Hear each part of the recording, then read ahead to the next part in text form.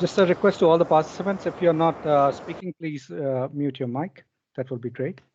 So right now we are good to go, Richard and Debashish. All right. Thanks, Paresh. So welcome everyone to another session on Dynamics 365 User Group India. We will start with a quick group introduction, and then we will hand it over to Debashish for the session. And then towards the end, we will also talk about what's coming next. So please stay tuned in with us till the end of the session.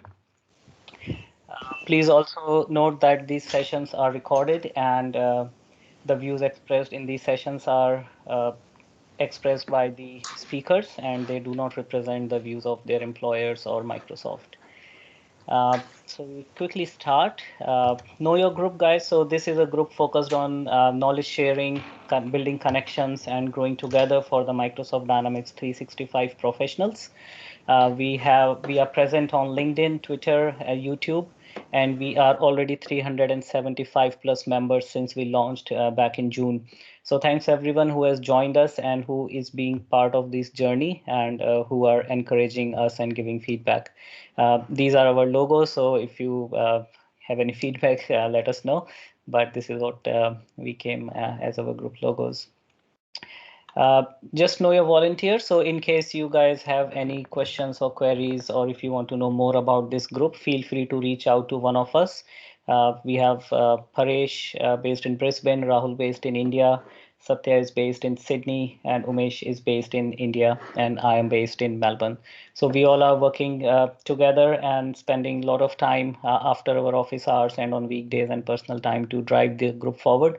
So do stay connected with us, give us feedback, and let us know how we can collaborate in a better way, and how we can improve the knowledge sharing, what we are trying to do in this group. Today we have Debashish Ray and Prashant Thotla. I highly regard both of them for their knowledge, and they have done some amazing work in their field. They carry a lot of good experience of Microsoft Dynamics 365, and they will be giving us a walkthrough of warehouse management overview in Dynamics 365 Finance and Operations. So without taking much time, I will hand it over to Debashish now. Debashish, over to you. Thank you. Thanks, Rachit. That was a nice introduction. I'm just going to share my screen and start talking. I hope you can see my screen, guys. If not, all right. So, hello, folks. I hope everyone is doing good, keeping well, and enjoying their Sunday. Let me start with a quick introduction of mine. I am Debashish Ray. I am currently working with Belrada and based out of Melbourne, Australia, since the start of 2020. Before that, I worked in India from Delhi and Hyderabad. So it's been close to 15 years in the world of Microsoft Dynamics, AX then, and FinOps now. I've been fortunate enough to have been associated with some great organizations in this journey, projects and colleagues globally. Before Dynamics, before starting on Dynamics as an applications consultant, I spent about 4 years as an engineering professional in the manufacturing and production domain. That was my quick summary. I will let Prashant talk quickly about himself before I take over. Hi team, I'm Prashant Thotla, and I have almost 15 years of experience with in IT, and around 8 years of experience in Dynamics. So I'm currently working for Dell EMC Technologies, and I've been with Dell for 13 plus years. I moved out to Columbus, and again I'm back to Dell again. So it's an extensive manufacturing experience I have with Dell, and their architecture is really complex, and it's a great challenging work environment with Dell. And so it's 8 years of experience, which includes both AX12 as well as Dynamics 365. I specialize in warehousing as well as manufacturing. So yeah, that's about me. Thank you. Great, Prashant. Thank you. All right, moving on. Index today's agenda. I will start by giving an understanding to the audience on what a warehouse is, structure of a typical warehouse, basically what goes on in a warehouse.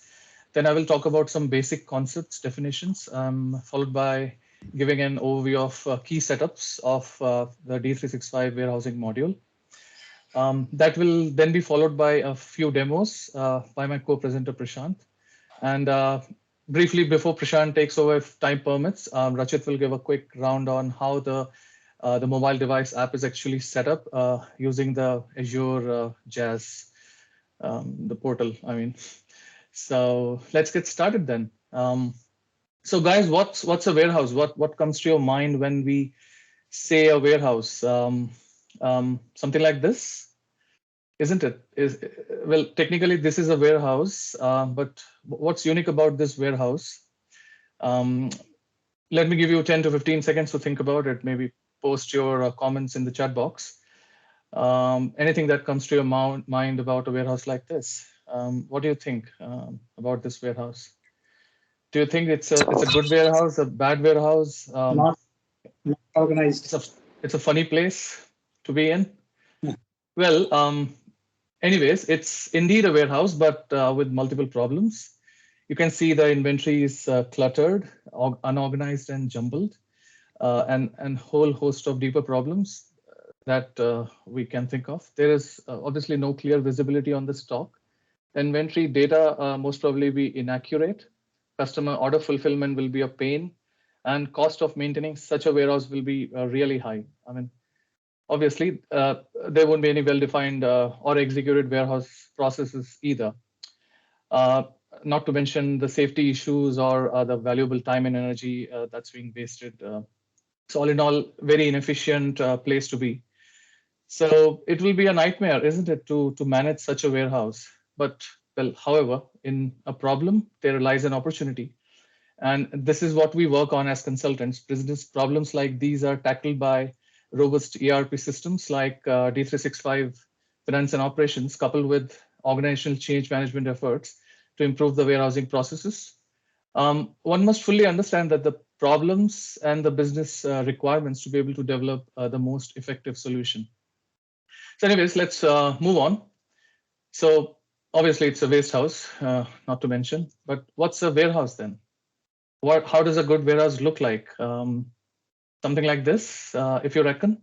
So if we compare this one with the previous one, what do you find most remarkable here? Things that you notice. You can again use the chat window to put your comments, but I'll go on. I will say that there are clearly defined areas. You can see designated locations. You can see designated zones. I will use the pointer so that. So you see that these are all designated areas. We have racks, aisles, shelves, and bins where the inventory is neatly stacked. We have people moving around. We have equipments that people are driving.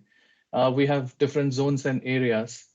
So a basic principle on which a good warehouse operates, is its high customer service level versus a lower inventory versus lower cost. So it's all about finding a fine balance between these three elements, and managing such a warehouse would be a charm, obviously, with D365 finance and operation. And moving on, let's now try to understand warehousing in the supply chain in a broader supply chain context. You can see in this most simplistic diagram that it's all about transfer of information from between the supply chain participants. We have a manufacturer sitting in the middle, supplier that may be supplying raw materials to this manufacturer, and an end user. If it is a B2B, then let's say a retailer or an end customer. As you can see, this guy, poor guy, is driving a cart from a retail shop. So like a sales order starts the work for the manufacturer to deliver finished goods, and a sales order from manufacturer to the vendor or a supplier starts the raw material delivery work. So as you can see here, in its most simplistic depiction, the inventory is being supplied, inventory is being received, offloaded by a worker, being put away into a warehouse, and from the warehouse, the raw material is being transferred to another, let's say a sub warehouse. It could be a site, a warehouse within a single site, and so on. inventory is being transferred, most probably a raw material, and again being released back to the distribution warehouse, which is in this case is a finished good. The inventory gets packed, processed before it's loaded onto a container, a shipping container, and delivered to the end customer. And the cycle pretty much repeats at the warehouse where it gets delivered to. So there are people working in the warehouse. There are work being undertaken for moving inventory from one place to another at different point in times. So in short, warehouse is quite central to the entire supply chain. Now let's move on. Let me take you through a closer look at the layout of a typical warehouse. As you can see, there are different designated areas. There are receiving areas. Well, this is a typical warehouse. It doesn't represent any specific warehouse. It's just a model, and a model to understand what a warehouse actually is all about and how it looks like. So there is a receiving area. Let's say this blue box represents that. There are storage areas. There are bulk storages. The yellow strip represent bulk storages. The blue one represent pick storages, pick locations. And then there could be some specialty areas, freezer location, depending on the type of inventory being handled. There are staging locations just before the shipment is manifested onto a container, shipping container. The shipment may get through sorting or rearrangement or shipping labels being printed and so on. Moving on to the right-hand side, we have the top view is we have some receiving docks where the trucks are docked and the inventory is being offloaded, being taken through the quality control into the storage locations. And then depending on the packing or the business requirements, the inventory may pass through the packing area before it gets delivered out to customers. So in typical life cycle of a warehouse work, like I said, incoming material is being received in receiving location and can be put away either to bulk location or straight to the dispatch location. From bulk location, replenishment picking or order picking may happen, which might fill these picking areas. So we have storage locations or bulk locations, and inventory is constantly being replenished into the picking areas. And obviously, it happens so that if there is an order for loose items, the warehouse workers go to the picking area and pick up the loose items. Or if the order is for the full pallet or full containers, then the storage location can fulfill those orders. We'll talk about more of this in the upcoming slides. So moving on, we have a picking area where order picking is happening. The order picking could be happening directly from bulk to the staging or the shipping location, or it could be replenishment picking that's happening from picking to the pick face or picking locations. Then we have packing, and packing in some cases could be optional. If we are not doing immediate packing after picking, then the items are required to be taken to a designated packing area where a packing container is being built. It's an exclusive packing area for that purpose. After packing, the inventory travels to the staging location near the bay door and then loaded onto the shipping containers. So in all this, there are warehouse workers doing the work of moving inventory around, or in other words, picking and putting away are continuously happening. And that's quite central to the advanced warehousing in D3650. It's the core. It's about effectively generating these works and finding appropriate locations so that these then could be executed on the go with the help of a mobile device. However, it's not as easy as it sounds. There are various rules, various logics on how the inventory should be handled, picked, and moved around, apart from the structure of the warehouse. So apart from these core works, we have some value-added services like stock taking or cycle counting, quality inspections, and so on. All right, moving on. I wanted to I will show some pictures in these few slides to sort of give you a better visualization on how these locations look like, So the first one is receiving location. Depending on the receipt volume, we can have an automated conveyor belt. As you can see on your top left, conveyor belts are receiving these carton boxes, which can then be manually offloaded, or these carton boxes can come in a truck and can be offloaded with the help of a forklift. This guy driving this equipment is a forklift driver, and this equipment is called a forklift.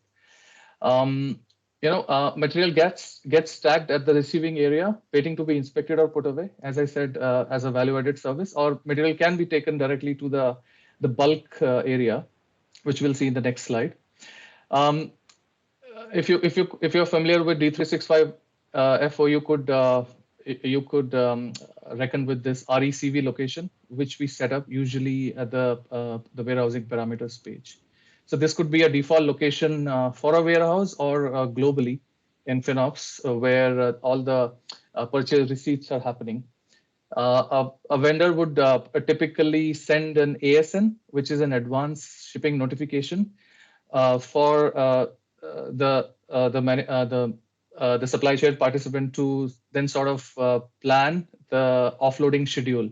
Because we can't simply just on the go receive these kind of inventories. It has to be properly planned, and a proper advance notification must be given, because then these guys have to plan for labor, what kind of equipments are or will be available at that time, and so on. Number of packages being uploaded, the load weight, and so on. So as you can see on your right bottom, this guy is offloading inventory, which have just been arrived, and he's kind of building a pallet, which is nothing but a license plate in D365 FO parlance. However, license plate could have different strategies, but for the most simplistic understanding of what a license plate is, it's just the pallet ID where items are being offloaded and being prepared to be taken off to the bulk location. So the next is bulk location. Well, like I said previously, goods typically move to a reserve storage location, which is known as a bulk location. So this guy in the middle is trying to put away a pallet full of carton boxes, or sealed boxes, as we may call it as, into a rack. FinOps warehouse management system, based on the location directive setups and location selection strategies, allocates the best put away location to place the goods. System also takes into account the SKU dimensions, volume, weight information, and compare all of that with the location's volumetric capacity. Family of products, let's say if we are dealing with hazardous chemicals or a different kind of product that need to be stacked at a designated zone, those things are handled while the work is being created to put away from a receiving location to the bulk location. So once the logic runs, warehouse work is created, warehouse put away work is created, which is then executed with the help of a mobile device on the go. So this is the bulk location. You can see there are these are called shelves. This is a rack. These are shelves, and within a shelf there could be one or two bins. So there is an aisle. This is an aisle in a warehouse. These are different racks: rack 1, rack 2, rack 3, and so on. And these are shelf 1, shelf 2, shelf 3, and within a shelf there are bins. So this is the concept of aisle, rack, shelf, and bin in the most simplistic term. All right, this was about put away. On the other hand, we have work being executed to pick inventory from the bulk location, and as per the outbound orders, the locations could be the pick locations could be replenished with this inventory, or the inventory could be directly taken to the staging or bay door for shipping manifestation. So as you can see in the middle picture, there are shipment labels affixed on these container boxes. So we can create strategies to generate shipment labels depending on where and when we want to generate it. If we want to generate it at the final shipping location, this can be done. Or if we want to generate it at the time of picking the carton boxes or the full boxes, this can be done at that time. So, sorry, I hear some. All right, there was a question. Yeah. All right. So picking work is obviously very labor intensive. Location sorting kind of helps. Again, location sorting is a setup in Dynamics FinOps that kind of helps to generate achieve pick sequencing, because you cannot afford warehouse workers to move from one location at one corner and then directly to another location at another corner, because warehouses runs into square meters of area. So we need to preserve workers' travel time across a warehouse, and that's where location sorting, zoning comes into picture. Right. Moving on. The next is a pick face location. Well, the previous one was a bulk location where full boxes are being picked. Now the next one is a pick face location, and as you can reckon, the full boxes are typically broken down or opened, and individual items or small quantities of items are being picked here. So as you can see, there are gravity-fed, picking process that's happening. This lady is picking some individual items on a cart. She probably might be taking these items to the pack station for packing into a container. Or as you can see on your right, this lady is actually packing while the picking is happening. These are all containers. So she must have picked these containers, and she's directly picking from these the bulk cartons and putting into these containers. So this is a pick phase, and you can see the the location IDs over here as well. We may have demand orders or sales orders for individual items of full cartons or full pallets. So if I take you back to the bulk location, we have full pallets. This is a full pallet. Let's say a customer orders a full pallet, and we may have, like, let's say 15 boxes. I will simply take this pallet out and deliver it to them via shipment. But customer says full pallet, but some loose pieces as well. So then what do? I come to the picking location. I pick these individual items, put it in a box, seal the box, put a label, and then deliver it along with that full pallet. I may have some loose cartons as well, demand of loose cartons. So all these things are being handled by unit sequence grouping in D365FO, if I relate it back to the setup that we have. All right, moving on. The next is the packing station. So once the product has been picked, the next logical location, well, this is an optional location, but the logical location is where it is packaged for dispatching. Individual orders could be packed in containers, as you can see on your left-hand side. These are containers or boxes which are being picked, empty boxes. And then that probably lady might have traveled to the packing station, and now she's putting all the picked items into this container. Next, she will be sealing this container and putting a shipping label on it, or any other paperwork that might be required with respect to the dispatch of these boxes. The third picture kind of shows not a full pallet, maybe a pallet with a few boxes, which is being wrapped using a film wrapping and ready to go to a staging location. So this is a staging location. Obviously, from bulk, we know the goods may move through packing and picking and packing to the staging locations. There could be a business need to repalletize this inventory, rearrange. Let's say I've drawn some inventory and I want to kind of repalletize because there is a business requirement to repalletize or regenerate or inspect just before the final manifestation is happening, before loading onto the shipping containers. So this is the location to do that job. In D365F4, we have different kinds of work being generated for doing performing these kind of activities. So this is a bay door, as you can see. Bay door is nothing but where a truck has come and docked, and these are containers.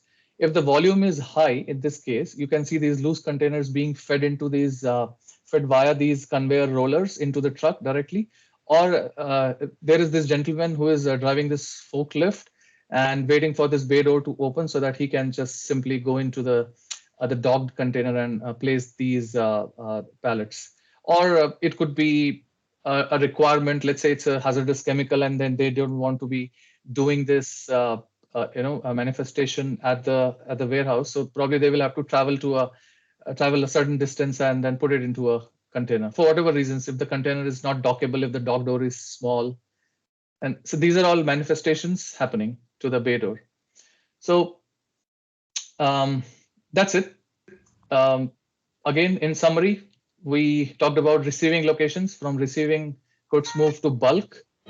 We can draw full pallets, cartons, single cartons, or if we want to draw loose inventory, we move the cartons where the cartons are then open for individual quantity picks. And then we may or may not move to a packing location. And then finally, we take everything out of that bay door. So all in all, this is the core. This is the core of what goes on in a warehouse. Before I move on, well, I think I already talked about a lot about the warehouse facility, its layout and its processes. I'm going a little fast, but happy to take any questions if anyone has, or I'll just keep going and give you an overview of key setups of the warehouse management module in D365F4. So, Rachi, do we have any questions or anything at this stage? Yep, there is one question from Sunil. What do you mean by manifestation? If the question is not clear, Sunil, please feel free to unmute yourself and ask it. So manifestation is putting the carton full of shipment into the container. That's called manifestation. Thank you. The load is being manifest. Yeah. Okay. Thank you. Hope that answers. If you have more questions, feel free to pop them in the chat window. We are good, Debashish. A lot of love and appreciation and applause. Thank you. So one important thing to keep in mind is that this module is ever evolving and it's being enriched with newer functionalities, with newer capabilities, in almost every service update from MS, Microsoft. So it's kind of impossible to understand everything in one session, and because there could be several unique perspectives, business scenarios, variations in business cases, and so on. So, anyways, I'll still try to do the justice. I will, in the next few slides, will talk about some basic setups that will need to keep this, get this module up and running. And then that will be followed by some demos by Prashant, demos on the web client as well as using the mobile device. So, all right, all good. Let's move ahead. Inventory setup. The key setups, starting with the inventory.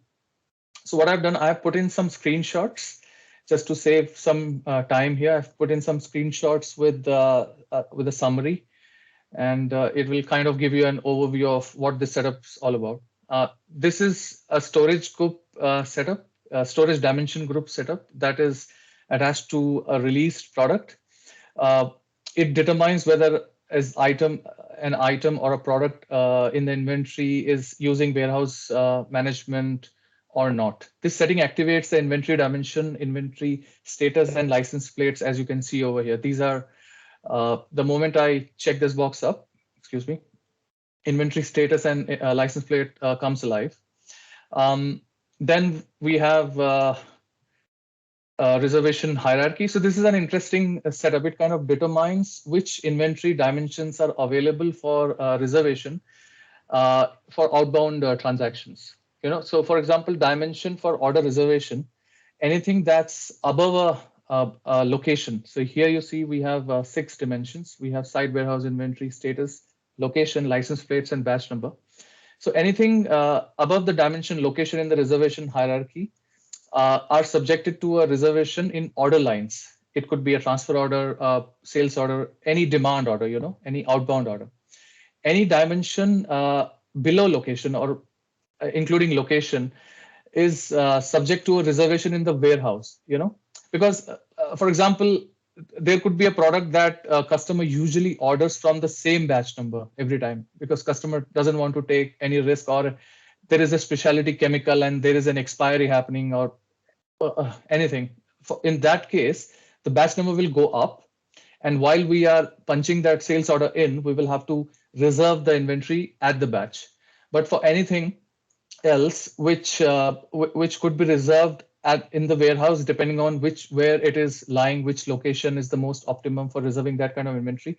At the time of order punch, we will simply punch in site warehouse and inventory status and leave the system to decide which batch number, which location or license plate is the most optimum for the reservation to take place, right?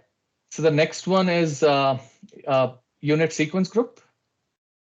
Sorry, before that, the significance of license plates, because we talked about the license plates and inventory status coming alive as soon as we enable the storage dimensions. Well, license plates are, as we saw, it's mostly in terms of physical palette. If I put it in a very simplistic form, license plate is nothing but a palette. But we may have a case where multiple items or mixed items being put on a pallet. So in that case, those items will have their individual license plates while they are being put on a pallet with a parent license plate ID. So there, like I have mentioned over here, we can use the unit sequence group mechanism or logic to then determine if we need a license plate for each quantity, or one carton box which might have 10 quantities, or a license plate or a pallet which might have 15 carton boxes. Moving on to the next one, unit sequence group. It controls what measurement or unit of measurements are being used for the generation of warehouse work, for the generation of the pick work. The unit sequence group basically determines the unit that's used for receiving an assigned item.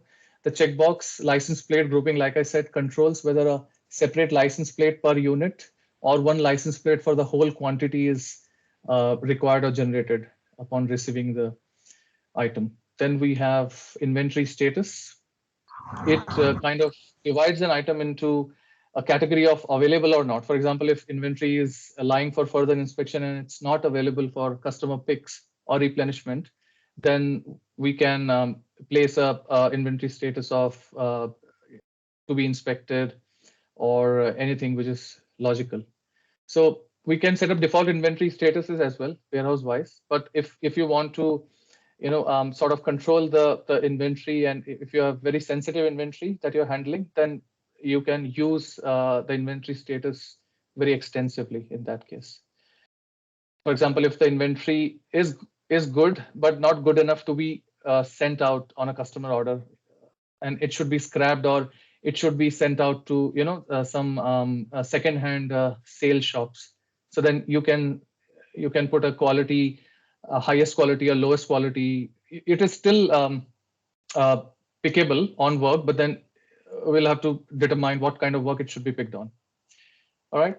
So the next one is all right. So once we have all those setups in, then we come to the release product form, and then we apply the reservation hierarchy using this control. We have the unit sequence group ID applied over here, and then we have fixed locations. So fixed locations are again a designated specific location for a particular product. If this product is controlled at a fixed location, and if that location is empty, then that location cannot be used for putting any other product. If it is a random location, then it doesn't matter if that location is empty or not.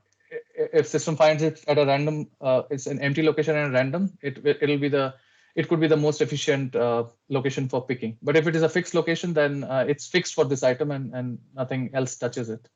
We have filter codes, which are set up in the release product, which are used to limit items for vendors and customers, categorize items. For example, we may have requirements to sell items that have a particular a filter, or we may have a requirement to take item to a designated area. let's say a red zone or a green zone item. Along with this, we also have some physical dimensions that can be used to calculate based on the unit being used. Right, what you see here is the unit of pieces, but if there are other SKUs like a carton box or a pallet, then it will be used to calculate the utilization of a location based on the other product dimensions and the weight of the product. So that's basic inventory setup. Moving on, we have basic warehouse setup as well. A site obviously must be created. We don't have much setup going in with respect to the warehouse management and site. However, a warehouse has some significant setups. In its most basic and simplistic form, we must toggle the use warehouse management processes as yes before this warehouse could be termed as a warehouse managed entity ready for warehouse management processes. There are some additional setups as you can see, but I'm not going deeper into these. Next is location format. It's basically to identify what's the designation of location is. If you remember, we talked about there is an aisle, there are racks, shelves, and bin. If you have a floor location, then you might not bother about designated it as aisle, rack, shelf, bin, or if it could be a raw material picking location, which could again be a floor location. Location formats just identify the specific warehouse location, and then we can have a location type to filter a location that you to describe a certain type of location. So we have, like we talked about, bay door, bulk. I just said floor location. There could be a pack location and so on. Some other examples could be usage of these location types in a large warehouse where I have to dedicate location to a dock door, whether it could be an inbound or outbound or both. So moving on, next is location profiles. Well, location profiles is the most significant setup in D365 FinOps. It's used for grouping locations physically. For example, we are using capacity and volume, and we may say that we have a group, a type of locations which should be grouped together. These locations have a certain area, a certain rack, size of the rack, and a typical location profile should be attached to these locations. That's the physical aspect of a location. There are logical aspects as well, like there are business rules which could be configured. As you can see on your screen, there are certain toggles and setups that you can do if a location is license plate controlled or not, if mixed items or inventory batches are allowed at that location or not, or if a cycle counting is permitted or not, And obviously, it also determines how the items are picked and stored. The bottom section shows about the location volumetrics, and what kind of storage unit the location handles. The moment this profile gets attached to a location, it inherits the characteristic of this profile. So that's about location profiles. We have zones. You can establish some high priority and low priority storage areas, like I had said in one of the previous slides. Like if you're dealing with high hazardous chemical or a frozen entity, you can define zones and you can set priorities based on those zones, based on the various storage needs. Then we have locations. Well, locations are all about maintaining the lowest level of storage information. Locations inherit the format and can be specified in the most simplistic term as aisle, rack, shelf, bin. Locations are also used to track on-hand inventory. You can simply select a location and click on on-hand list, and it will show you all the products or inventories lying on that particular location. You can create location stocking limit to define maximum amount of product that can be stored in that particular location. For example, bulk location can hold 3 pallets, while picking locations can hold 10 cases. And dock doors and staging locations, by the nature of their floor location type, may have no limit. So there can be multiple items with stocking limits at the same location. One item can be stocked at a multiple location at the same time. Location stocking limit just help guarantees that the work is not created to request if the inventory is not to be put away in a location that doesn't have the physical capacity to carry the inventory. All right, so that's all about locations, basic warehouse setup. Moving on, the basic work setup. So if you reckon, I started the presentation by talking about what goes on in a warehouse. Warehouse work is the most important because whatever we have done so far, whatever setups we are doing, it just boils down to the fact that we are able to perform the warehouse work efficiently and effectively. The warehouse workers are able to perform all these work using the mobile device. In the most simplistic way, this is nothing but a pick work. As you can see, we have work templates that defines what work is being performed and how the work is being done.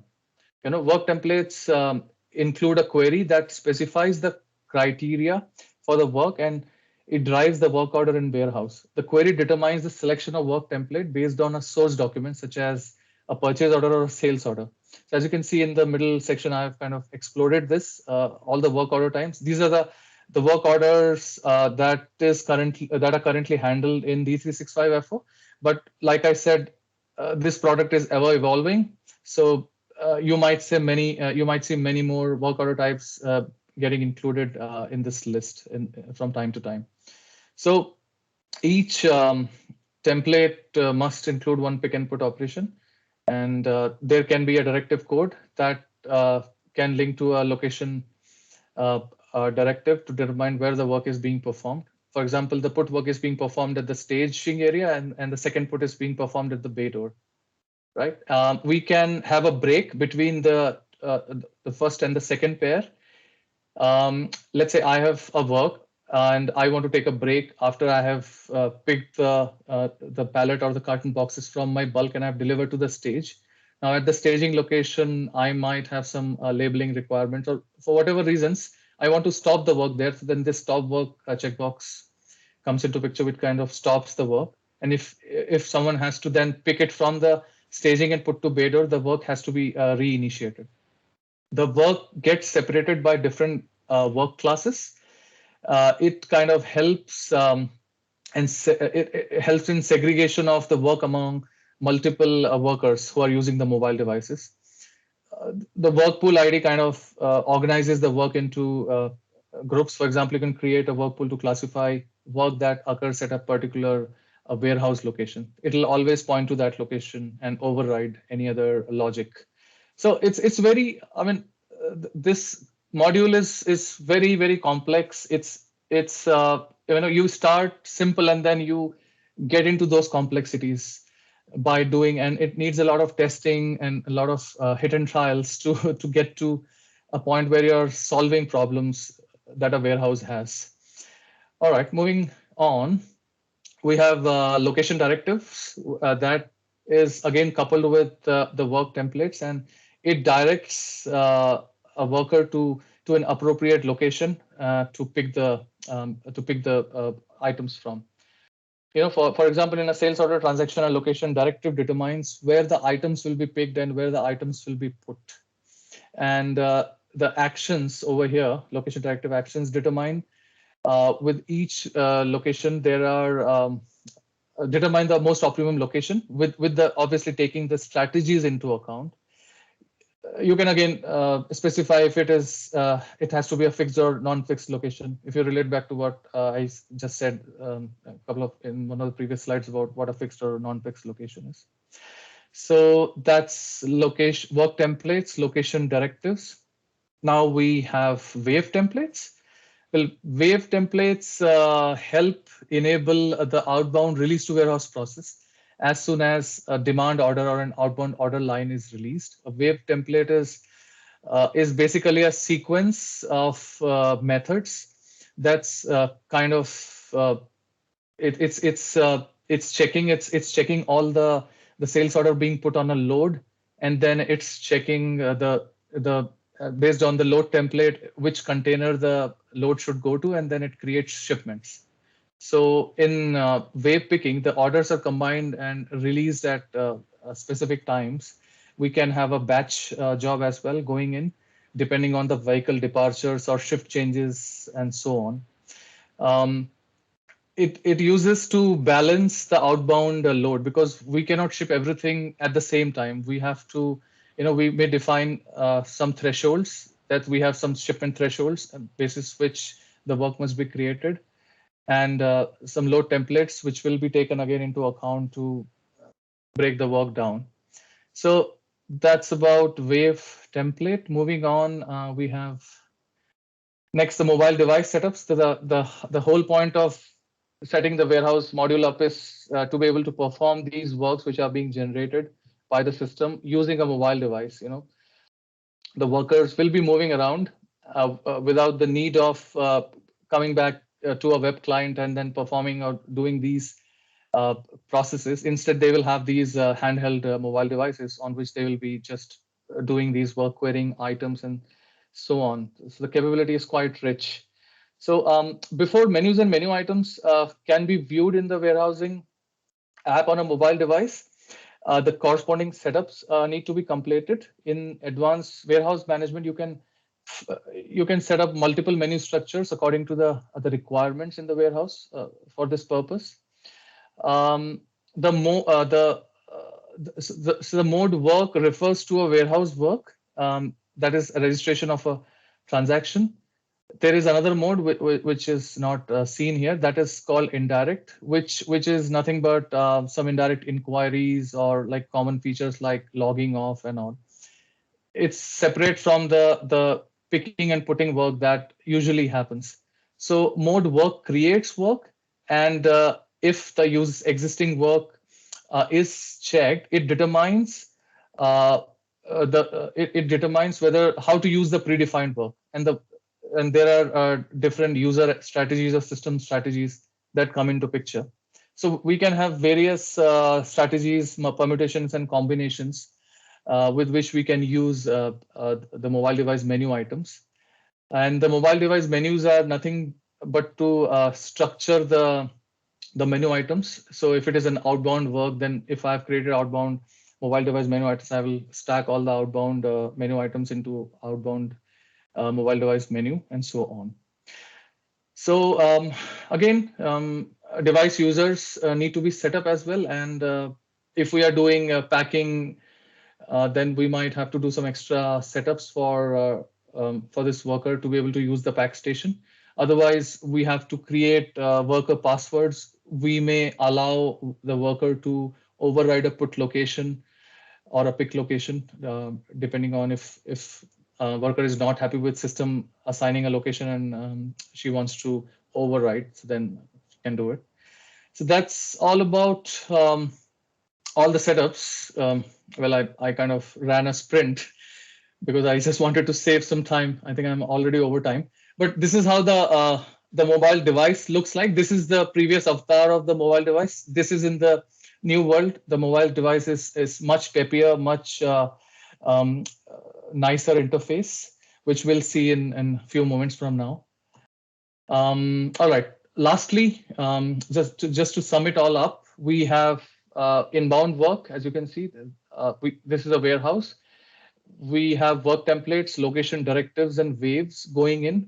Well, waves are only required for outbound work, and waves are required for outbound work along with work templates and location directives to create work. The work then is executed on the mobile devices. It could be a receiving location or a bay door or some value-added services like cycle counting and so on. And on the other hand, the inbound only uses work templates and location directives for executing the work. In summary, it's again pre-advised, the ASNs we were talking about, where whoever is performing the receiving work needs to know what is being received, what kind of equipment will be required, what labor will be required to be able to receive the inventory. It could be checked and straight away sent to a cross-docking door. For example, let's say I am a distributor, but I am doing a direct delivery. So I will not stack the product in my warehouse, I will instead receive it, and just for the sake of distributing it to my retailer, I will cross-dock it and send it out without going through the put-away process. So the put-away is a separate process within the warehouse. The items are constantly being put away to storage, and then from those locations can be picked and packed and then dispatched.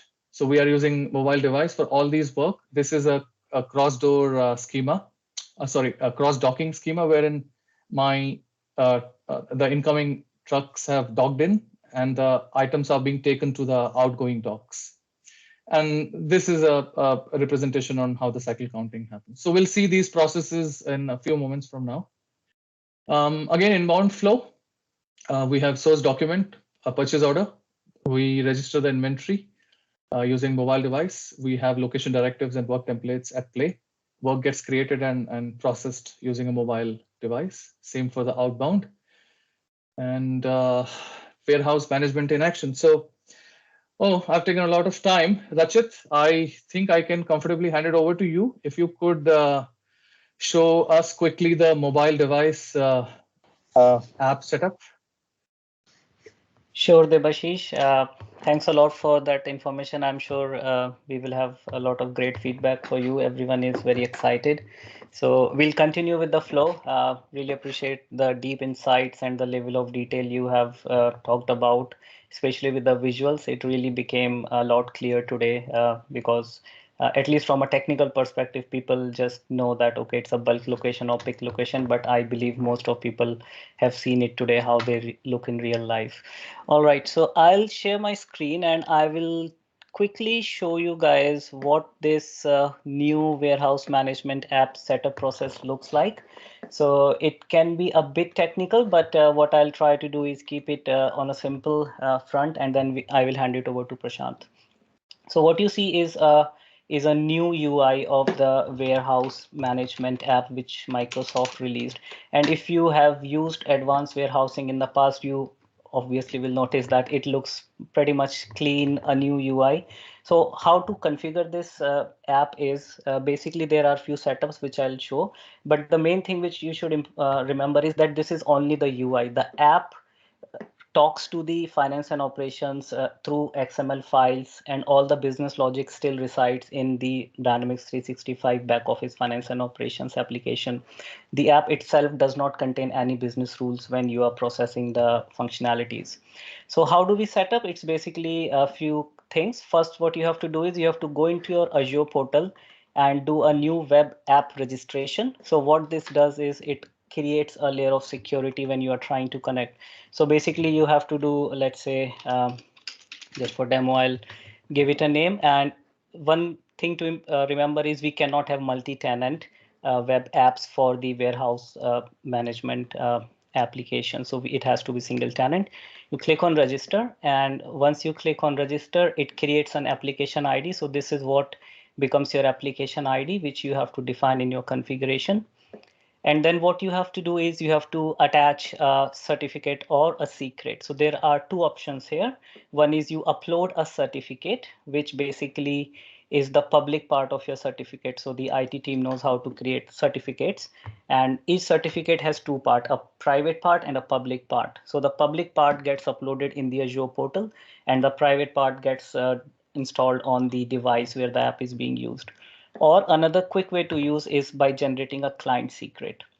For enterprise grade applications, it is recommended to use a certificate. For this demo, we created a new client secret. So basically you can define a secret and give it some time and just click on add. So what it does is it generates a secret value, which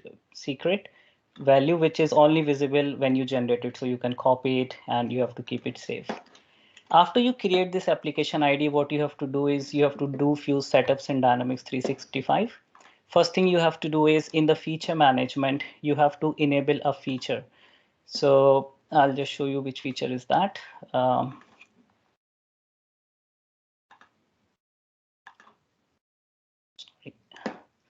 the enable date. Okay, so there is this feature which was released, user settings, icons, and step titles for the new warehouse app. This feature has to be enabled in the application if you have to use the new app. After this, what you have to do is you have to create a user in the system, which will be used for your warehouse device. So let me just see. So we have created a user WM app. So if you will notice, I have just given a junk email address. This doesn't matter. What matters is that this user needs to have the warehouse mobile device user security role attached to it. Once these two things are done, then the third step is in Azure Active Directory applications form, which is in your system administration module, you have to create a new record where you have to give the client ID. So this client ID is coming from your Azure portal where you, when you created an app registration, this is the client ID which goes in the Dynamics. And here you attach the name of the user under which this app will run. So these are the things which we do in finance and operation. There are a few more things. What we have to do is, Debashi's already mentioned that we have to create warehouse workers.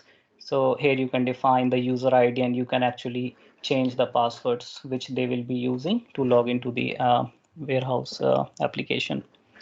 Another thing is you also need to have some warehouse devices defined in the system. This is where you can define which type of scanning devices you are using, and these gets linked to your user ID. Now this is the backend setups which is required in your Azure portal and finance and operations. What you can do is you can install the app from the Windows Store or the Google Play Store. And what you can do actually is once you install the app, you have to click on edit connection or create a new connection. And when you do that, what you have to do is basically, I'll just show you. So this is where you define the settings. So here, if you are using a client secret, you define a client secret. You can give a connection name. This is your Azure application ID, and this is the secret value, which is always hidden. Then your Azure AD resource is the URL of your Dynamics application. Make sure you don't have a slash in the end, otherwise you will get an error. Then this is your tenant, and this is your default company where you log in. One thing which I forgot to mention is if you use the certificates while configuring the app, you can actually generate a JSON file and a QR code so that it becomes easy for users to set up their application and the warehouse management app. So that's the setup which is needed. So you can connect, and I will log in with my user, and I can give my password, and I can sign in, and then I can perform my warehouse operations. So that's it from my side with regards to the setup and configuration or on the app. I will now hand it over to Prashant to show you some business processes in action. Thank you. Over to you, Prashant. Thank you, Rachit. So,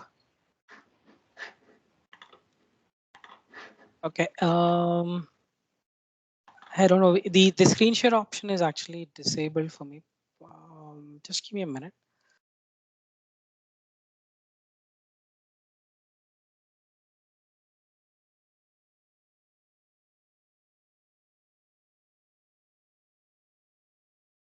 Okay, Rachit. So just give me 2 minutes. I'll reconnect, and I'm because I think I'm logged in as a guest. That's the reason it's not letting me share my screen. Let me change you. Let me change your role. Let me see if I can do that. Check it now, Prashant. I just did it. Yeah. It's working.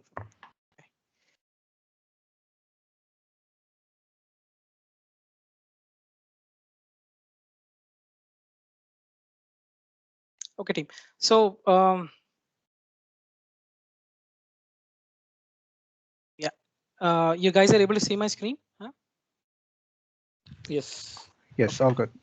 Yes. So I'll be talking about several processes like which Debashish has discussed in terms of like what we pick and what are all the picking we do and how do we receive items from vendor into the warehouse and how do we ship them out to the customer. So the very first thing is like I would like to talk about a purchase order which I have already created and confirmed it. So I'm not going to talk about like how am I going to create the purchase order and doing the confirmation, and I'll be purely talking about like what happens when a purchase order is being sent out by the vendor and how do we receive it into the warehouse. So this is my purchase order, which I have already created into the system.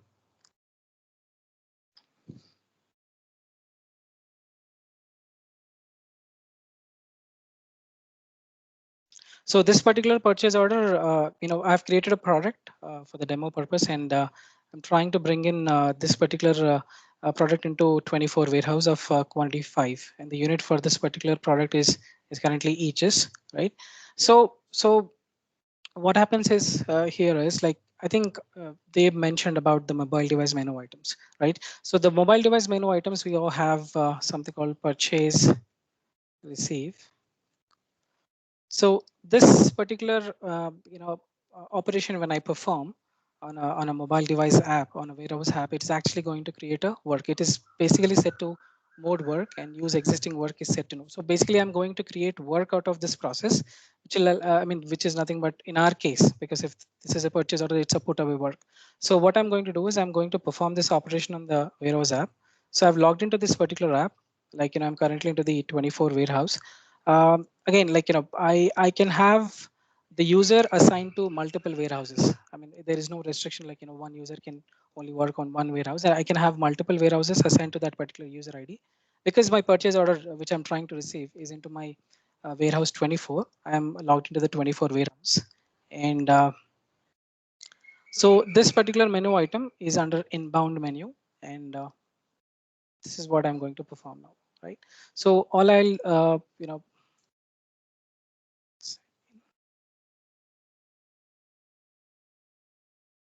I'll scan the purchase order first. Yeah. So the moment you scan the purchase order, basically it's asking me to scan the item here. So I mean, again, scanning the item could be barcode driven, or one can enter the part number manually as well. So it depends like what kind of setup we have done. So I'm going to do it in a simple fashion, right? I'm going to put the item number, right? So it is asking me like now the next question, it is asking me like how much quantity I want to receive. So I would like to receive the whole quantity. Basically I have 5 here, right? I'll enter the quantity, right? So here in this case, it's just kind of asking me to confirm like if everything looks good, like the kind of purchase order number, I mean the purchase order you're receiving, is this the right product, and what's the quantity you're receiving, and what's the unit of this particular product you're receiving into. Okay, so I see everything looks correct in place. I'm just going to hit OK button.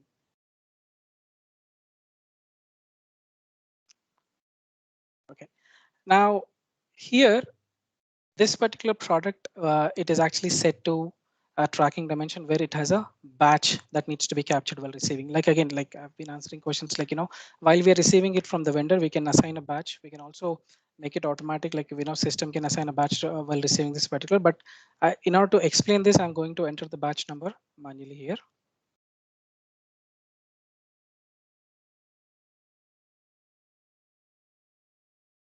I can enter the expiration date, and this is an additional option.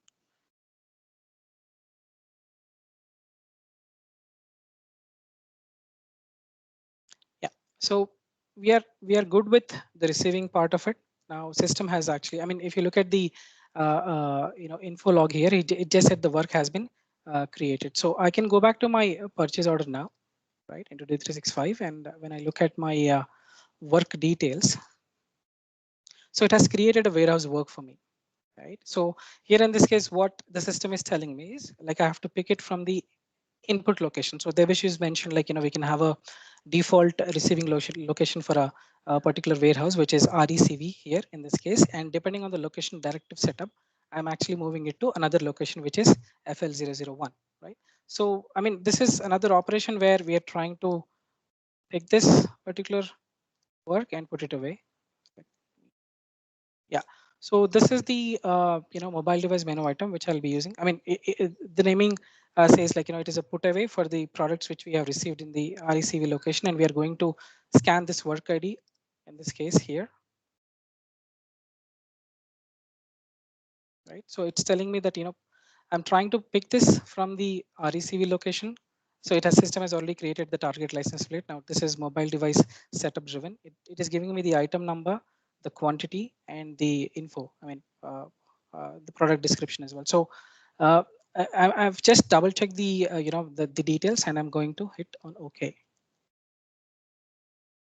The next screen, it talks about like where am I actually putting it to. So it exactly matches with the work details here. So it is telling me, I have to put it to FL001 now. Okay. Now there was another discussion which we had, like, we were talking about the worker setup where we had an option against the worker where he can override the put location. So that's the reason we have this option where I can actually override this location and move it to some other location. But I'm just, moving it to the same location for now. So, but depending on the setup on the work info section of the worker, we can actually see these options again, right? So I'm going to put it to the FL001 location here. Yeah, so the work is complete now. So if I come back to D365 and just refresh my page, I have the work closed and I've moved it to the FL001 location here in this case, and this is my target license plate. So I mean, just to understand, like I can go to this license plate, I can look at the on-hand list. So I can see a quantity of 5 against this location for this license plate for the product, and I have my batch number as well, displayed here. So we have display dimensions options where you can actually minimize the dimensions you want to display, and you can include whatever dimensions you want to display on the on-hand screen. So we are good with the put away, right? The next thing I'm going to do is like I've created a sales order, so I'll have to do the reservation. Let me just pull the sales order for you.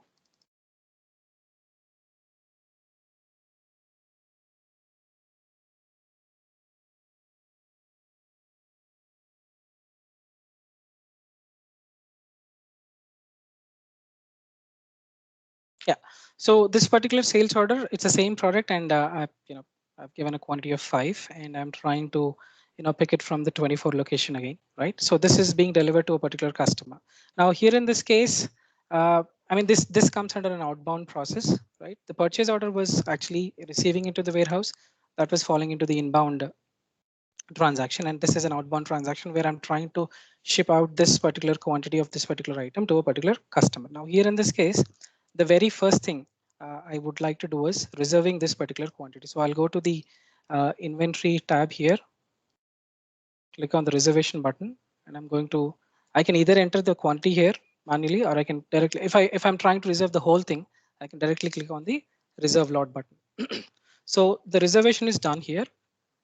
Okay, I've logged the reservations. Basically, I've logged it at site, warehouse, and inventory status level.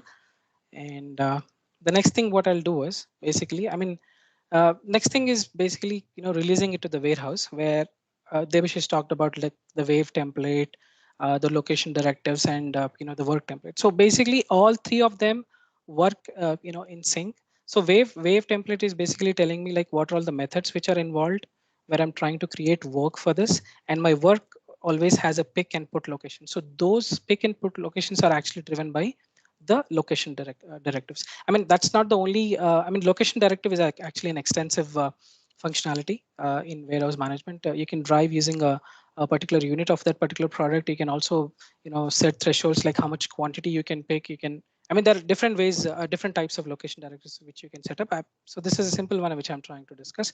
So here in this case, once I've done the reservation, the very next thing is I'm going to do a release to warehouse operation here. And there are several ways I can, I can create a load manually and release from there. And I can, use this particular button as well, where, the system automatically creates the shipment, loads, and it also creates the work.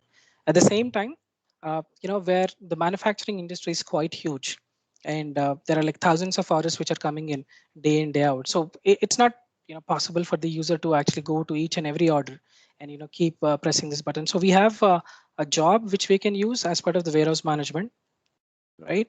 So this is called release to automatic release of sales orders, automatic release of sales transfer orders. So basically what it's doing is this runs on a timely basis. You can set up a frequency. It has a records to include option as well, like what kind of orders you want to pick. Let's say you want to only pick open orders where the reservation is. I mean, it also does the reservation job here. So this is a kind of functionality which Microsoft has introduced. You can set up this job and you can actually release the orders which are actually meeting that criteria, whatever query you have set up under this particular job, and it starts creating warehouse work for that. So that's a bulk option kind of, I would say, to release thousands of order at once. So here in this case, what I'm going to do is I'm going to release it manually. I'll click on this particular button. Yeah. So my system has created a shipment. My system has created a wave here, and this is actually submit to a particular batch. So the system will run this particular wave. It'll look at all the methods which are included in under that particular wave template, and it starts creating work for us. So it might take just the yeah. So this is completed successfully now. Just refresh my screen. Yeah, I can see my work is created here. So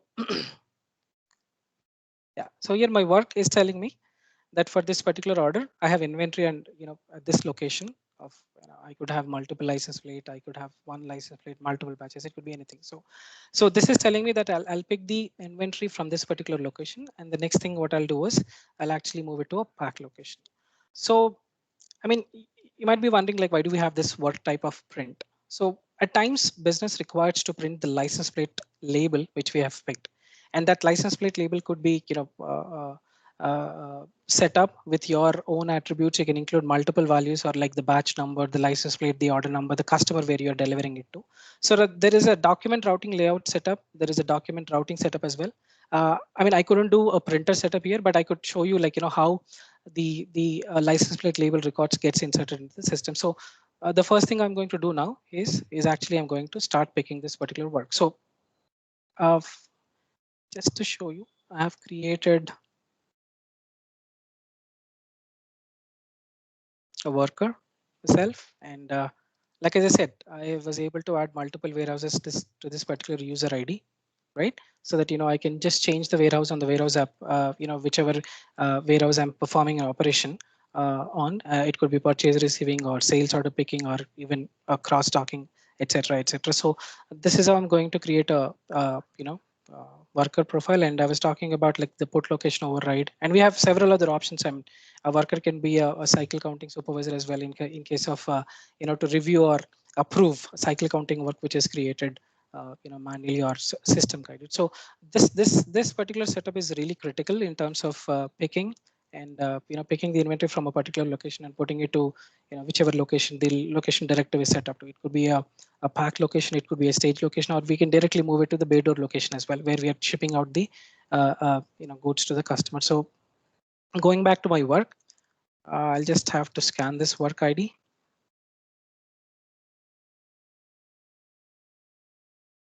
Okay. Yeah, so there are two things here. First of all, I'm not in the right menu item. It should be actually, under the outbound process. That's the reason it throws an error, the work class is not valid. And second thing is I have to make sure I'm into the right warehouse where I'm performing this operation. So this particular work is actually created under 24 warehouse. So I have to make sure I'm in the same warehouse. So I can just go back to the original menu, look at the change warehouse option, and I can see I'm already into 24 warehouse. So I don't have to change the warehouse here. So I'll just go back again. So my sales picking actually falling under the outbound menu. I'll click on the outbound menu. There are two things here, like sales picking system directed, sales picking user directed. System directed is something where a lot of things come into picture, like the priority of the work template, and system actually guides you which work you will be performing first. But when it comes to user directed, for our case, I'm picking the user directed because I can actually scan the work which I want to pick. Basically, I mean, this could be, I could give a typical business case where, let's say, if this customer is of higher priority, right, and I want to have this option on my menu item where I can simply pick this particular inventory for this particular customer first, and then ship out the goods at the earliest. Okay, so scanning a license plate, basically it's asking me which license plate you want to pick for this particular item here. So I can actually I can get these details in multiple ways here. So here in this case, I'm trying to pick it from FL001 location here. Okay, I have several license plate. I can pick any of the license plates here. I'll scan the license plate here. Okay, now it's asking me, like, because like as I said, a license plate is kind of shares uniqueness with the location. I cannot move the same license plate to another location. So what I have to do is, system is asking me, either you generate a target license plate using auto license generation on the mobile device menu item, or I can enter it manually as well. So here in this case, I'm going to enter manually.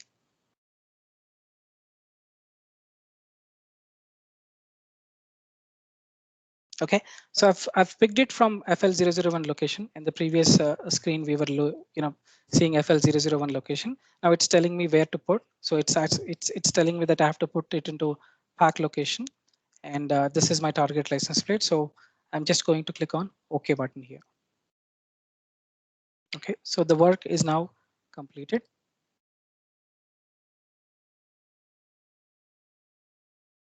Right, it's in closed status. And yeah, so like again, as Dave mentioned, packing and containerization is actually really specific to that particular customer. Some customers might not require packing because they might actually receive the product from the vendor in a perfectly packed manner. They can simply move it to bay door, once they pick it. Or at times there are few customers. Let's say if I'm the one inside the warehouse who is picking, and I have a customer requirement that I have to pack them into smaller pieces, and they need a particular container size dimension where they want to move it to. So I mean, packing and containerization is a feature which helps us to pack it into different container types of different sizes and dimensions here in this case. So the next operation I'm going to perform is packing, right? So excuse me.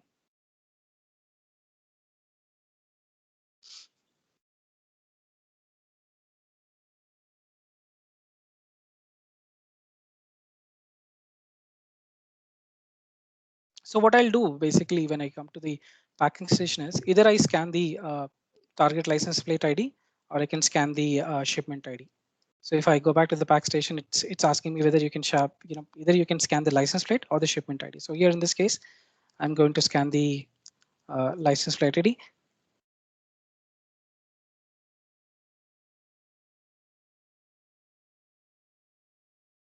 Yeah. So what system does is, the moment I scan the particular license plate ID, it is telling me what are the open lines which I need to pack into a container and then move it to the final shipment location. Now here in this case, I can see the same line being displayed in both the fast tabs, the open lines as well as all lines. The difference is the packed quantity is still 0. So the moment I start creating a container and click on pack, everything moves down to all lines and the packed quantity becomes 5. I'm going to do that now. So I'm just going to create a new container. Okay, now it has created a container ready automatically. Now it depends on the packing profile and the container packing policy setup. I've also defaulted the container type as well, just to make sure I have the maximum dimensions where I can put in any kind of inventory.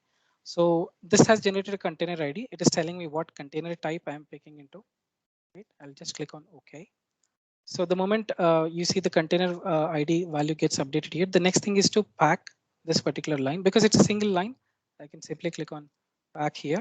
The moment I do that, this particular line vanishes from this open lines fast tab and it comes into the all lines, where now the packed quantity is updated to 5 and the remaining quantity is 0. So the next thing what I'm going to do is I'm going to close the container, because that's how, once I close the container, it is telling me the next location where this will be directly moved using a forklift or a whichever approach we have. So it will be moved to a bay door location. I just have to enter the tracking number. See, tracking number is purely carrier driven.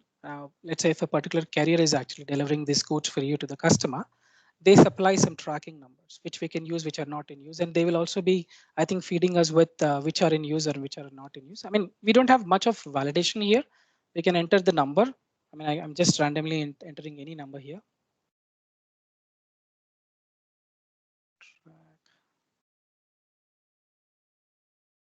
I'm capturing the total weight actually, which is going into this particular container as well. Get system weight functionality is basically looking at the the dimensions of the container, the dimensions of the product itself, the tear weight, the net weight, and it's trying to give the, get the details for us. So I'm not going to click on OK here. So that's how my packing is complete now for this particular product. So if I go back to the sales order,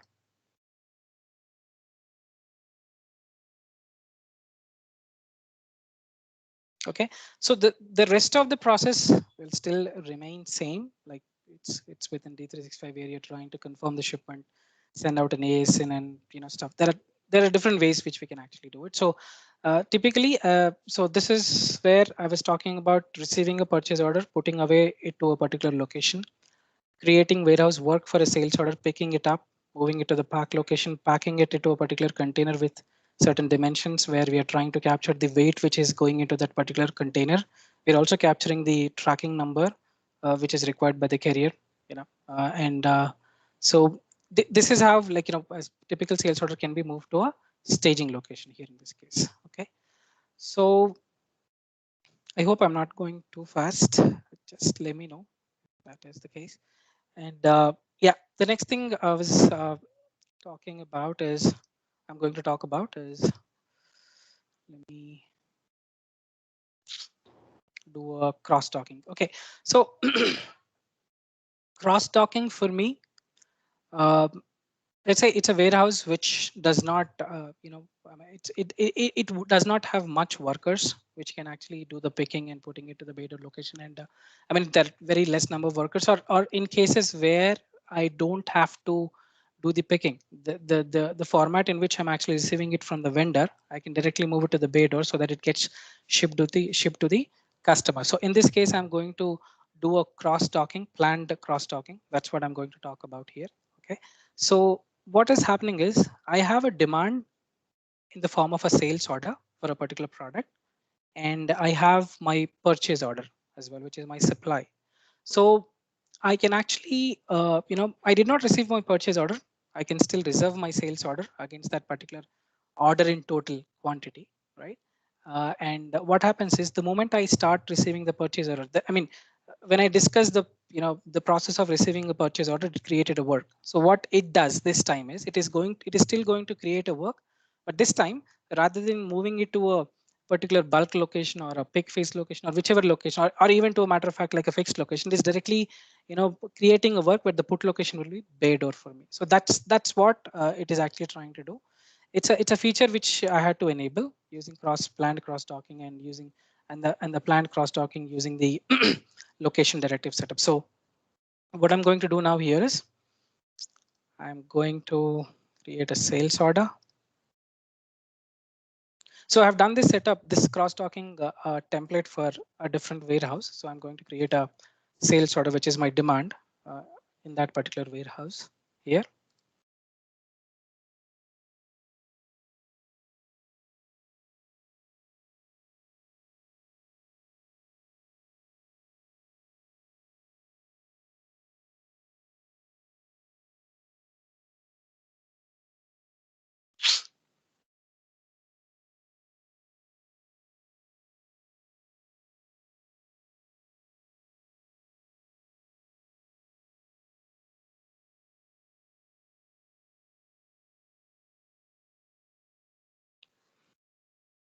Save this particular order. So I have my demand into the system now, right? So let me try and release it, and let's say what system says. Okay. Okay. Now system throws an error. It clearly tells me that I don't have the cross-talkable quantity here, which means I don't have a purchase order with this particular quantity where it has automatically created the work for me, and I'm moving it to my bay door location. Now I'll leave the sales order as is. What I'm going to do is now I'm going to create a purchase order.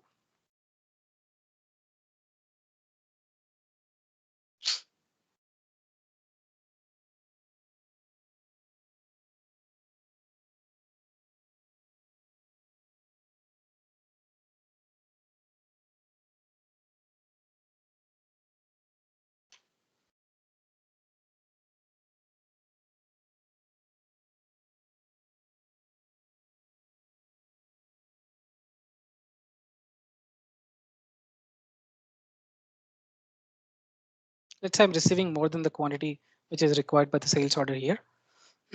All I have to do is I have to save this now, right? Now I'll go back to my sales order. Now it's purely a setup where when I want to reserve the quantity against the sales order. I mean, that depends on the cross-docking template, but I want to do it even before I receive this particular purchase order into the system. So if I perform the same operation now, release to warehouse, it's actually going to create my shipment ID, my wave ID, everything else. Okay. So what I'm going to do now is I'll start receiving the purchase order. I mean, as a regular process, we'll first confirm it.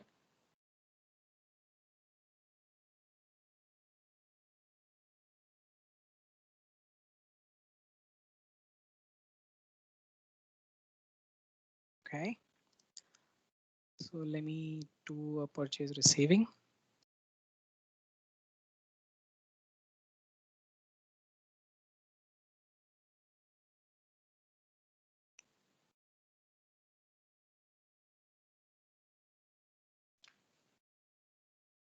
Sorry, just give me a minute.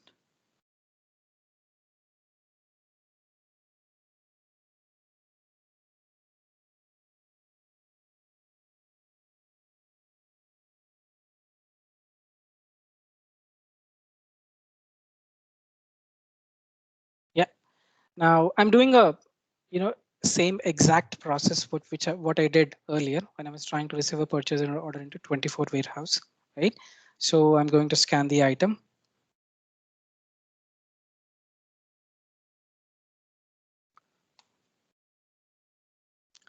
So it's asking me to enter the quantity. So I'm going to receive the full quantity here.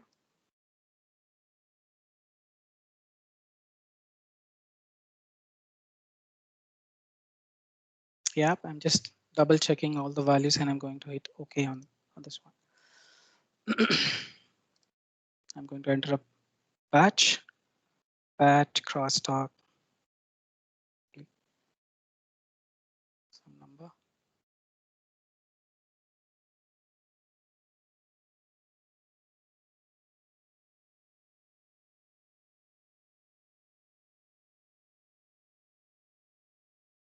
Yeah, the work is now complete, which means the receiving process has created a work for me now, right? So now when it comes to work, we have to look at two different things here. So we want to look at whether for my sales order, I have my work created where I'm moving this particular goods directly to the bay door or not. Let me just go ahead and see if any work is created. Now, just to tell you, I'm looking at the sales order now. This is my sales order.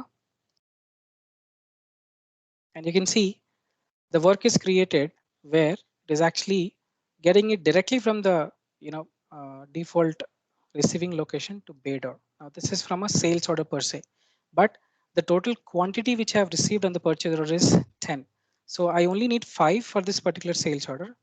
At the same time, there will also be another work which is created for the rest of the quantity where I'm moving it to the regular location. So I'll just have to go to the purchase order here. Yeah, so this is the rest of the quantity, which is 5 here, where I'm moving it from RECV location to the bulk location. So because the demand had the requirement of only 5, system has created a crosstalk work for 5 quantity where I'm moving it to a bay door location directly. And the rest of the 5, it is moving to a regular put away location, which could be driven using the location directive setup. Here in this case, it is bulk 001. So that's how a planned cross-docking will help us to get rid of the inside warehouse picking, putting it to a pick face location, packing, etc., etc., and you can directly move it to a bay door location. This was, I mean, it's a typical and a simple example for planned cross docking, and again, we have different ways which we can deal with it. Okay, so this was about the planned cross docking, and I wanted to talk about. So Rachit, we have good time, like to discuss transfer process as well. It might take another 15 minutes. Sure, mate, go for it. I think we all are loving what you guys are showing. So Okay, go for it. Yeah. thank you. So the next thing is like, my transfer order processing, right? So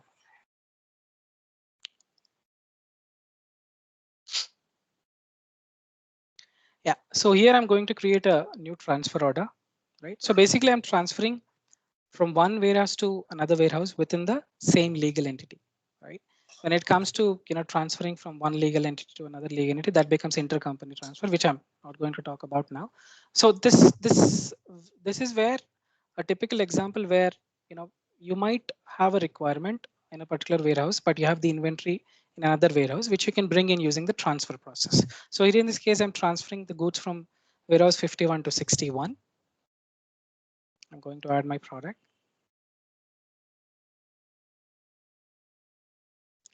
Just created another product here.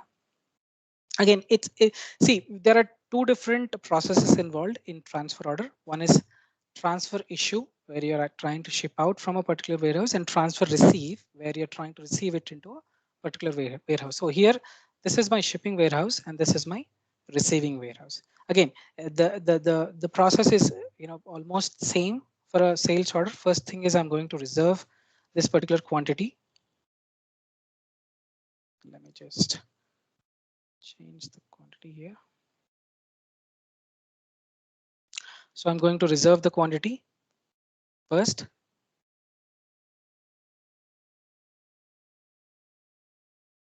Right?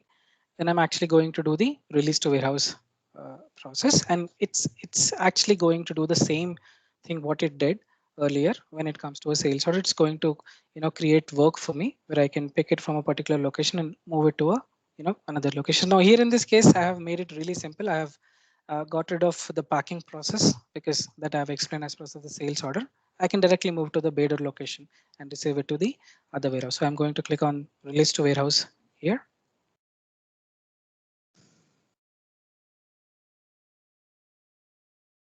Let me just refresh screen.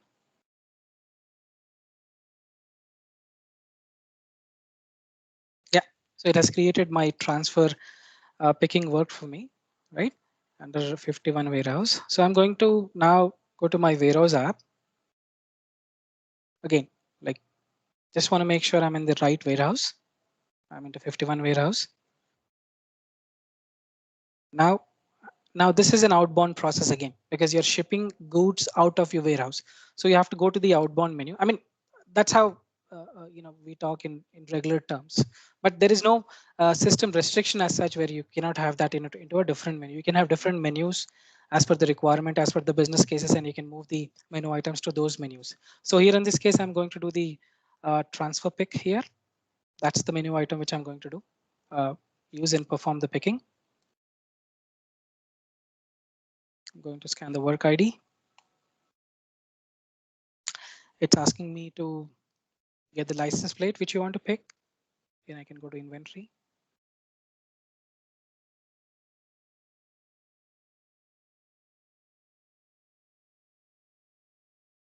Just a minute. That's from LP015. Okay. This is my location. This is my license plate. I have enough quantity here. I'm going to scan this license plate here. Yeah, I'm going to enter the target license plate again.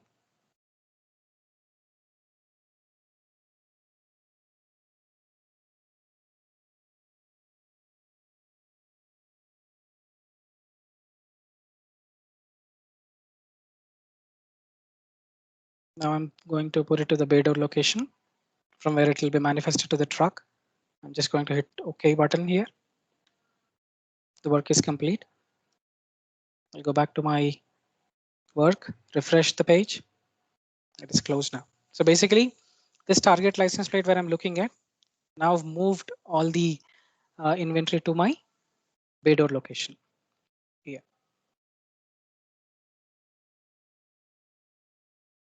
By 51.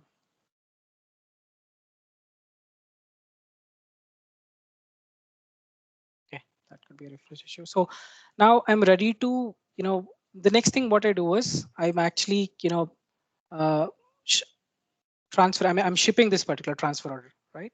So that's a process within D365 where I'm going to go to the load details page. I'll create an outbound shipment. I can give today's date. and I'll do a post ship transfer. Now this is dependent on a parameter under transport management, which I've enabled. So it's actually doing the shipment process for us so that the transfer order changes the status to shipped, and it's ready for ship, receiving it to the other warehouse. So I'm going to process this post ship transfer. I go back to my transfer order. The status is now shipped. Okay, which means it's ready to be received into the other warehouse, which is warehouse 61. Now, the option which I'm going to use, let me just first change the warehouse here.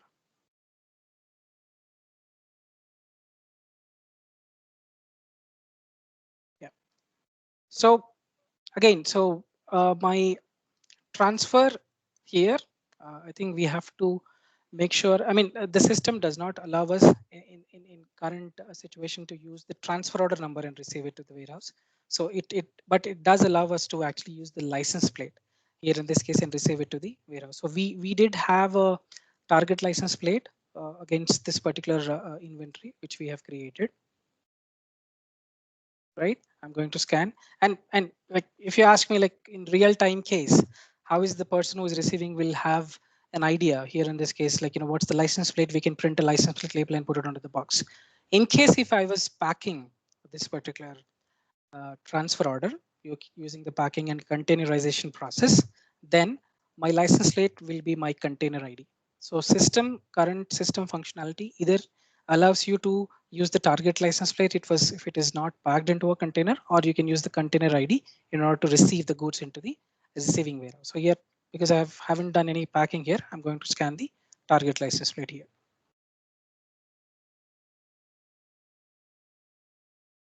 Right. So click on OK. So this menu item, basically, it's kind of performing both the operations at once. It's kind of receiving the transfer order and putting it away to the desired location again. But again, this can be split into two different menu items. But just in the interest of time, I've made a menu item where I'm performing both the operations at once, and I can still move the goods to the required location. So I'm going to pick it from the receiving location. This is my target license plate. This is the item I'm receiving into the warehouse, the quantity. Okay, and I'm putting it to this particular location. Now this is purely driven using the location directives again, right? So I'm going to put it to this particular location here. Yeah, so we have now successfully received the transfer order into the receiving warehouse. Here in this case, it's 61, right? So, and we have the goods into the warehouse 61 here for this particular transfer order. So that was more on a transfer order process, but at the same time, like my mobile device has a lot of indirect menu options, right? So let's go to 24. So I have another menu which is called inventory or inventory management, where I can do an item inquiry, I can do a location inquiry, I can do a license plate inquiry, I can do spot counting, I can do a cycle counting guided, where we have to, create cycle counting templates where system automatically creates cycle counting work at a particular interval, right? So there is a requirement where again, this is kind of a hygiene or I would say maintaining uh, uh, the integrity with the inventory, what we're actually looking at the system and what is physically there on the location, right? We just have to make sure we run this periodically, and we make sure the inventory on the system is actually matching with the inventory on the physical location. So these are several other options which have their own significance. So I'm just going to do a simple license plate inquiry here. I mean, I can scan any license plate from the on-hand screen, and it's going to tell me what are all the items which are actually lying under that particular license plate. So let's say if I go back to my product here.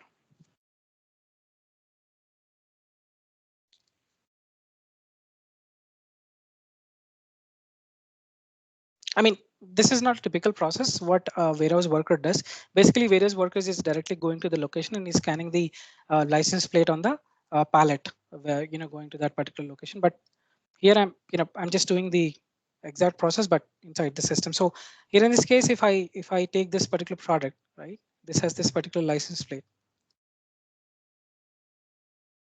I'm going to scan this license plate. Yeah, so system is telling me that for this particular license plate on this location, I have a total quantity of 37 eaches, right, for this particular demo product. This is the item number, and it also tells me the batch number, right, against this particular license. So that's a kind of option we have. We can also do we can also do the location inquiry. I mean, I can simply say FL001. Now it'll ask me, let's say, there could be multiple items with different batches and with different license plates again. So this is telling me this is the license plate, this is the item number, this is the quantity, the batch number. Again, we have another batch number with another license plate, and we also have another product on the same location with this license plate 24. And there is no batch number here, probably. That depends on the setup of the product here. So there are several other options which are called indirect menus, where you can do an inquiry to maintain the hygiene and to maintain the integrity between the information what you're actually looking at on the system, as well as what the physical location has. So this is a really good feature when it comes to advanced warehouse management. And so it helps us to actually, again, to maintain the kind of inventory data exactly the same in both the systems. So that's all from my side. Thank you very much for your patience. I hope I was not too fast. And thank you very much for the time, guys. Thank you, Rajit. Over to you. Thanks, Prashant. Thanks, Debashish. Debashish, do you want to come and show your video? We are speechless, but if anyone from the audience wants to unmute and give a feedback, or they want to say something to you guys. Thanks. Great session, Prashant. Thank you. Session was awesome. This is Umesh, Debashish sir, and Prashant sir. It was awesome, Rajit, for the Azure setup. I have done quite a long time, but now latest I have not done, but definitely people are asking. So I will definitely write a blog on it. But today's session for me as an infrastructure guy, the session was marvelous. I was connected throughout the session. It was very much understanding for me. Thank you, Debashish and Prashant sir. Thank you. Thank you. Thank you. All right. Thanks. Yeah, guys, that was definitely above and beyond. I think yes, we should have set the expectation from this. I think Rachit, you did that briefly, that it would stretch a bit, and here we are. But I hope people who have stuck around for so long have got some good ideas, business perspectives, and obviously that was a great demo by Prashant. So if you have any queries, I think Rachit just mentioned in the chat window his email ID for the user group. Please feel free to drop in whatever queries you have. We will love to go back to our canvas and try to bring out solutions, because you cannot simply, move your hand with a sleight of hand and bring out a rabbit out of a hat. It's a very, very complex area. You have, like I said, sometime when I was presenting, that we have to go back to our, and start simple and see what's fitting, what's not, what's interchangeable, what's not. So solutioning is part of that. That is solutioning part. So yeah, but feel free to send us your queries, and if you want to take some detailed sessions, and probably we'll be happy to support. That was really an amazing session, Debashish and Prashant and Rachit as well. By the way, I have shared the link where you can actually provide your comments for this particular session. And please feel free to join the group. I've shared the link. If you like this session, please do share it among your network and your friends, so that they can also utilize, they can get the benefit of this, and we can have latest updates of the upcoming sessions. And believe me, there are wonderful sessions coming up front, and we'll let you know. So by the way, if any one of your colleagues have missed it, we will have this recorded session in YouTube channel. Rachit will definitely post that in the group. And keep watching and stay tuned. Cool. So I just want to take a few minutes. so that we can update everyone what's coming ahead. Before that, Prashant, do you want to say anything as a closing remark? Because you did a great job with the warehousing app. I mean, this was the deepest I have seen in terms of demos. So a great job done by you. We really applause for you, Prashant. Thank you, Rachit. Thank you very much, and thanks for giving me such a platform and an opportunity. Thanks to Debashish and all you guys. Yeah, so I always was curious, and I'm always intent to share my knowledge with people under the community. So it was a great platform to be honest. And thank you very much for this opportunity. Glad to hear that. So if anyone wants to do a demo, share their knowledge with the community, please feel free to reach out to us. I mentioned in the chat, we can provide you with a Dynamics finance and operations environment to do your setups and perform the session. I will quickly share my screen because I want to tell you something which is equally exciting, what Debashish and Prashant have shared us today. Just a minute.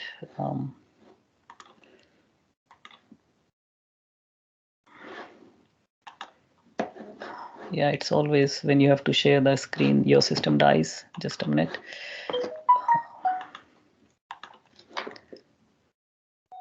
Okay, let me know when you can see it. System is probably tired, Rachit, from such a long session, I believe. Can you see my screen of upcoming sessions? Shows connect with us. Just a minute. Yeah, we can see. What do you see? Connect with us or upcoming sessions? Connect with us. Connect with us. Just a minute. Just a minute. Give me a minute.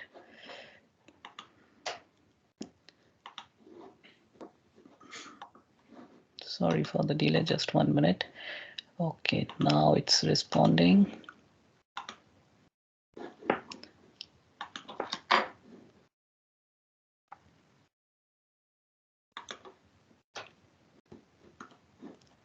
Okay, let me know. Can you see upcoming sessions? Yep. Perfect. Okay, guys, so I am very excited to announce that we have something very exciting lined up for this group.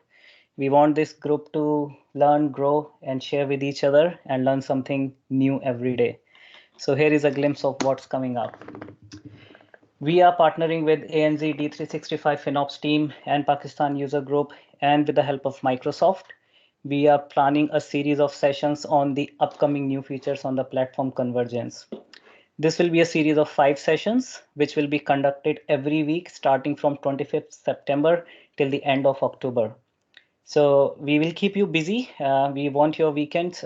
These will be 1 to 2 hour sessions, but these are really important things which are happening in Dynamics space. And as a Dynamics professional, you should be aware of these. So what we will do in this session is, you can see the lineup of speakers. Everyone is here. We have Sunil Garg from Microsoft, Cameron Robinson from Velrada, Faisal Farid from Barhead, Priyanka Garg from PwC, Amna Khan from Pakistan, Preeti Singh from Velrada in Australia, myself and Mohammad Mustajab. We will be pairing up and giving these sessions. And these will be covering all the latest features and the concepts of Dataverse, the concept of platform convergence, the new upcoming features of CRUD events in Dataverse. We will cover concepts like dual write, virtual entities, data integrators, and logic apps. We will start sharing the registration links from next week, and we need your support to run these sessions, get your feedback, and participate in these sessions. So these sessions will be a bit different. They will not be like deep dive showing you everything. These are more of an interactive sessions where you can come, we can think together. There will be ample of Q&A time in these sessions so that we can think about what's coming and how it will impact the way we work. So this is a great opportunity for everyone in this group to stay up to date with what's coming ahead. So we hope we will get your support in that. So this is what I wanted to share with you towards the end of session. We have your group of speakers. These are the sessions, and this is driven by 3 user groups. So we are collaborating with wider user groups so that we can have more audience. Our objective is to get more and more Dynamics 365 people involved in these knowledge sharing sessions. So this is coming up. Please join our groups and stay connected to get the latest notifications. And if you want to present in this group, feel free to reach out to one of the volunteers or scan this QR code. Or if you want to submit some suggestion or if you have any feedback for us, you can do that as well. You can submit your ideas. If you want to tell us a new way of collaborating with everyone, let us know. And with that, I would like to thank everyone for taking out their time and joining this session. Joining a session live is more fun. So thanks a lot for all the nice Q&A and all the discussions and appreciations you have given to the speakers. A big thanks to Debashish and Prashant for preparing this. I know you guys have been doing a lot of work over last few weeks after office hours and taking out your personal time to set all this up. So it was a mammoth effort they have done to show this to you guys. So thanks a lot, Debashish and Prashant, and also thanks to all the volunteers of the group who have worked together to make this happen. That's it from my side. Thanks, guys. If you have any feedback or if anyone wants to open up for anything, feel free to unmute yourself and say it. Yeah. We will then close in another 5 minutes. Yeah, I think we couldn't take up some questions are pending. So please feel free to drop in your queries and we would love to take them offline. So just my ending note. Thank you, guys. That's all. Thanks, Rachit, and all the organizers from D365 UG India. We'll have much more rocking sessions coming in, I'm sure. And thanks for that lineup, Rachit, that you just explained. Thank you. Hey guys, just want to say great work. Thank you. Thank you. Thank you. Signing off. All right, guys. Have a great weekend. See you next time. Thank you, Cheers. Prashant and Devesh, Bye-bye. for giving Thank you. the Bye.